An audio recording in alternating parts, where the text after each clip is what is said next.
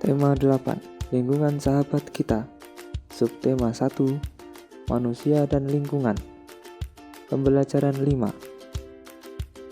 Kita harus menghormati atau bertoleransi terhadap perbedaan yang ada di lingkungan dan masyarakat.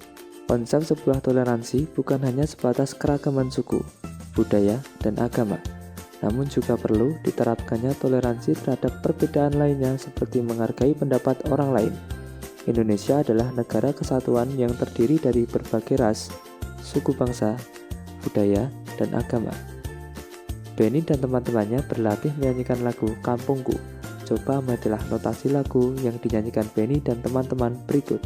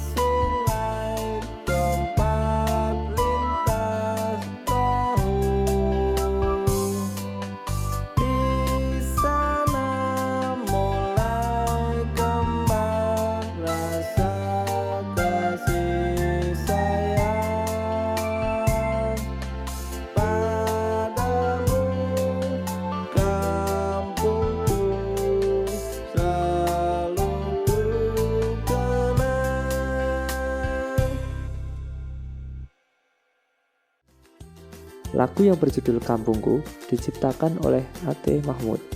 Nada dasar yang digunakan lagu tersebut adalah Do sama dengan C dan bertempo agak cepat. Lagu Kampungku menceritakan sebuah kampung di tepi sungai tempat perahu-perahu melintas dan rumah-rumah di kampung itu terbuat dari bambu. Berlatihlah menyanyikan lagu Kampungku. Berlatihlah terus hingga kamu dapat bernyanyi dengan baik. Perhatikan pola pengucapan syair lagu agar jelas dan dipahami oleh pendengar. Kemudian, nyanyikanlah di rumah secara mandiri. Tangga nada merupakan susunan berjenjang, misalnya Do, Re, Mi, Fa, Sol, La, Si, Do. Dalam seni musik ada jenis tangga nada diatonis. Tangga nada diatonis terdiri atas 8 nada. Tangga nada diatonis dibagi lagi dalam 2 jenis tangga nada, yaitu tangga nada mayor dan tangga nada minor. Tangga nada diatonis mayor memiliki interval atau jarak nada 1, 1, setengah, 1, 1, 1, setengah.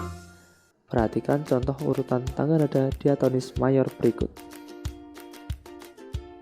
Jika digambar, berikut tangga nada diatonis mayor. Ciri-ciri tangga nada diatonis mayor biasanya sebagai berikut. A. Bersifat riang gembira. B. Bersemangat. C. Biasanya diawali dan diakhiri nada Do, namun tidak menutup kemungkinan diawali dengan nada 5 atau Sol, atau 3 atau Mi, dan diakhiri nada 1 atau Do. Lagu Kampungku menceritakan sebuah kampung di tepi sungai tempat perahu-perahu melintas. Rumah-rumah di kampung itu terbuat dari bambu. Tahukah kamu, air sungai berasal dari air hujan dan air yang mengalir dari hulu sungai. Air sungai banyak dimanfaatkan oleh manusia, hewan, dan tumbuhan. Manusia memanfaatkan air sungai untuk mengairi tanaman pertanian. sebagai sumber air keperluan sehari-hari dan sebagai sarana angkutan. Hewan memanfaatkan air sungai sebagai air minum. Tumbuhan memanfaatkan air sebagai sumber air untuk proses fotosintesis. Air sungai tidak akan berkurang karena menguap. Siklus air akan mengembalikan air yang menguap. Namun, dalam kondisi kemarau yang sangat ekstrim, sungai dapat mengalami kekeringan. Faktor yang mempengaruhi persediaan air sungai adalah curah hujan, cuaca, dan kondisi hulu sungai. Untuk menambah pemahamanmu tentang hubungan makhluk hidup dan lingkungan, bacalah teks bacaan yang berjudul Bunga Paling Berharga berikut. Makale tinggal di sebuah desa yang selalu kekeringan. Hujan jarang turun di desa itu sehingga tidak banyak tumbuhan. Jangankan bunga-bungaan, semak-semak pun jarang ditemui. Suatu hari sebelum berakhirnya pelajaran, Bu Mala memberi sebuah siswanya masing-masing sebuah buku tulis. Buku tulis itu halaman-halaman dalamnya berwarna putih dan bersampul merah. Indah sekali. Buku tulis itu untuk kalian. Kalian boleh menulis apa saja di dalamnya, kata Bu Mala. Saya mau menuliskan catatan harian di buku ini, kata Nola. Saya mau menggambar wajah setiap orang yang saya temui, kata Wendy yang hobi menggambar. Saya mau membuat herbarium, kata Makale. Bu Mala memandang Makale dengan penuh keheranan mendengar ucapan Makale. Kamu mau membuat herbarium? Tanya Bu Mala kepada Makale. Ya, seorang pelancong pernah menunjukkan buku herbariumnya kepada saya. Herbarium itu sangat indah, jawab Makale. Tetapi untuk membuat herbarium, kamu akan membutuhkan banyak daun. Tahukah kamu? Tanya Bu Mala. Makale menganggukkan kepalanya sambil berkata, atau bunga. Di mana kamu akan mencarinya? Tanya teman-teman Makale. Makale memandang keluar jendela, tidak tampak tanaman sama sekali. Saya akan mendapatkannya, kata Makale sambil tersenyum. Hari berganti hari, waktu berlalu dengan cepat. Buku tulis merah milik para siswa Bu Mala telah terisi berbagai cerita, gambar, dan foto.